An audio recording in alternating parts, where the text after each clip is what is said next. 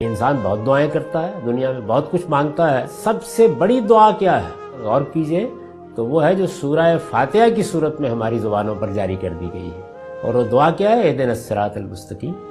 پروردگار سیدھی راہ دکھا، سیدھی راہ پر ثبات عطا فرما، سیدھی راہ کی مشکلات کو دور کر۔ گویا وہ راہ جو اللہ نے دکھائی ہے، اور وہ راہ کہاں جاتی ہے؟ یعنی دنیا میں تو کوئی راہ کہیں ہمارے کسی محبوب کے گھر پہ جائے گی، اور کہیں ہمارے اپنے گھر پہ جائے گی، اور کسی دوست کے گھر تک جائے گی، اور کسی کامیابی تک پہنچائے گی جو عارضی کامیابیاں ہیں۔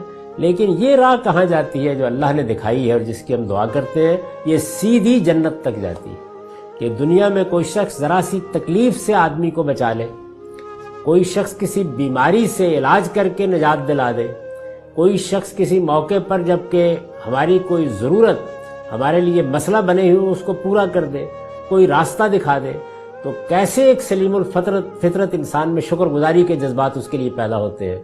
اور دوسری جانب وہ پروردگار جس نے مجھے بھی آپ کو بھی وجود بخشا ہے، وہ اس کا اہتمام کرے کہ اپنے پیغمبر بھیجے، اس کو گوارا کرے کہ ان پیغمبروں کی بات سننے سے انکار کر دیا جائے، ان پیغمبروں کے ذریعے سے ایک ایک پہلو سے ہدایت کو واضح کرے، وہ چیز جو بالکل بدیہی ہے، سامنے کی چیز ہے، اس کے دلائل دے، اپنی کتابوں میں اس کو بیان کرے۔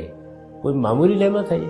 اللہ تعالیٰ کا یہ دین ہے کہ آدمی کو جب یہ محسوس ہوتا ہے کہ میرے مالک نے یہ سب اہتمام کیا ہے، تو یہ حقیقت ہے کہ اسی جگہ پہنچتا ہے جس کو یہاں بیان کیا ہے کہ اپنے رب کا شکر گزار ہوتا ہے، نعمتوں کی قدر کرتا ہے، اور پھر وہ کہتا ہے کہ یہ ہے وہ چیز جو مجھ کو حاصل ہوئی۔